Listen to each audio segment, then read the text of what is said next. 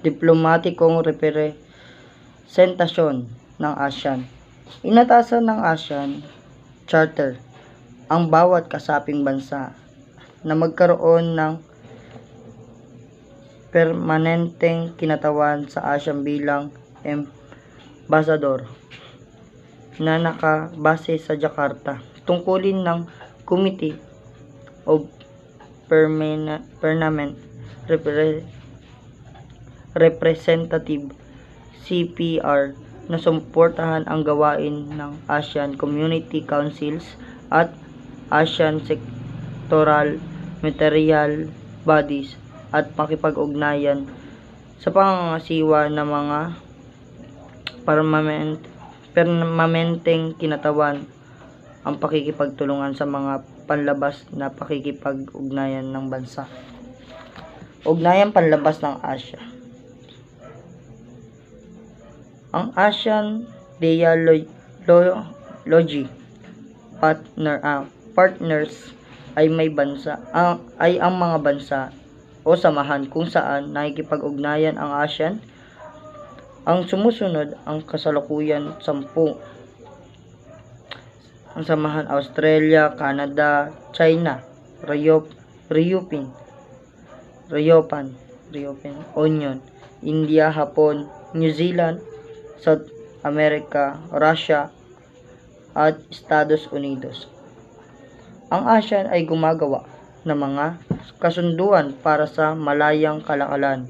Sa karamihan ng mga ASEAN Logi partners ay nagsasagawa ng regular na pagpupulong kasama ang mga grupo sa loob ng 10 bansa na ito, tulad ng tauhan pulong ng ASEAN Plus 3 APT na kinabibilangan ng ASEAN kasama ang Hapon, South Korea at China.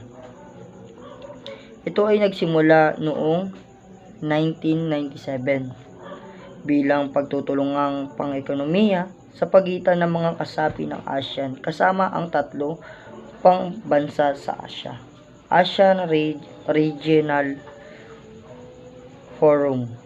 Ang ASEAN Regional Forum o ARF ay isang pagtitipon kung saan nakikipag-ugnayan ang ASEAN sa mga bansang hindi kasapi ng ASEAN sa kasaping pampolitika at seguridad. Ito ang nabuo noong Enero 28, 1992 sa pamamagitan ng Singapore Declaration sa ASEAN Summit. Ang ARF ay binubuo ng mga kasaping bansa ng ASEAN. ASEAN Dialogue Partners ay isang ASEAN Members Observer o taga-masid na bansa.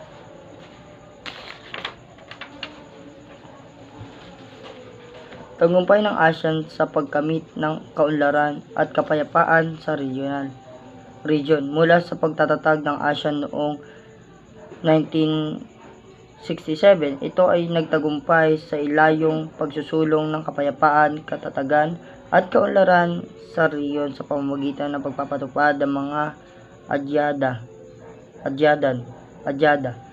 o balak na sumasaklaw sa sumusunod na haligi o pillars nito: seguridad na pampolitikal, pang-ekonomiya at pagninegosyo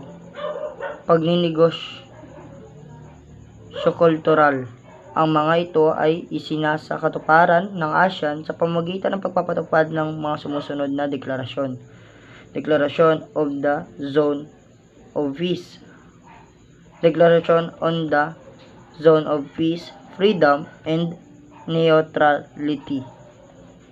Ito ay isang deklarasyon na nilagdaan ng mga ministro ng bansang Indonesia, Malaysia, Philippines, Singapore at Thailand noong Nobyembre 27, taong 1971 sa kasagsagan ng Cold War. Ang Japan ay nagbigay diin sa mga prinsipyo ng paggalang sa soberanya at katapatan ng bansa. Binigyan diin din nito ng pagtutulungang panreliyon sa nag-udyok sa mga bansa na panatiliin ang kapayapaan sa rehiyon. Binigyang halaga rin nito ang pagtutulungan sa pagpapaunlad ng ekonomiya, lipunan at kultura. Matagumpay na natili nito ang integridad ng lahat ng bansa, pag-iwas sa pagbabanta o paggamit ng dahas, at mapayapang pagsasaayos ng mga balitang panrelihiyon.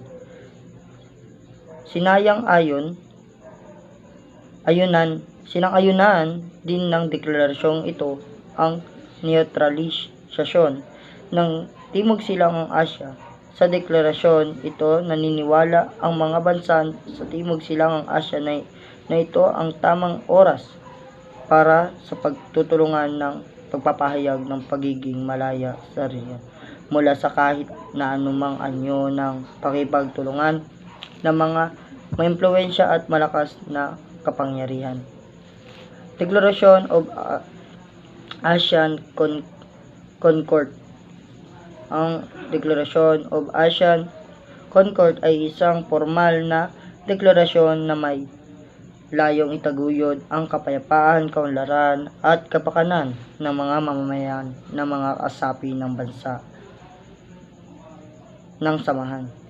Isinulong din nito ang pagpapalawak ng kooperasyon sa loob ng ASEAN sa larangan ng pang-ekonomiya, panlipunan, pangkultura at pampolitika.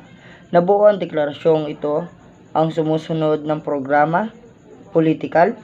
Matagumpay ang naisagawa nito ang pagpupulong ng mga pinuno ng pamahalaan ng mga miyembrong bansa, ang paglagda ng mga kasaping bansa sa Treaty of Amity and Cooperation in Southeast Asia bilang gabay sa ugnayan.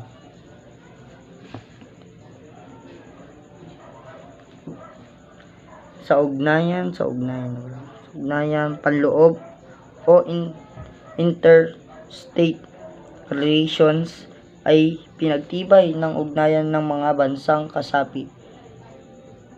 Isinaayos din nito ang mga hindi pagkakaunawaan sa loob ng rehiyon sa pamamagitan ng mapayapang paraan sa lalong madaling panahon.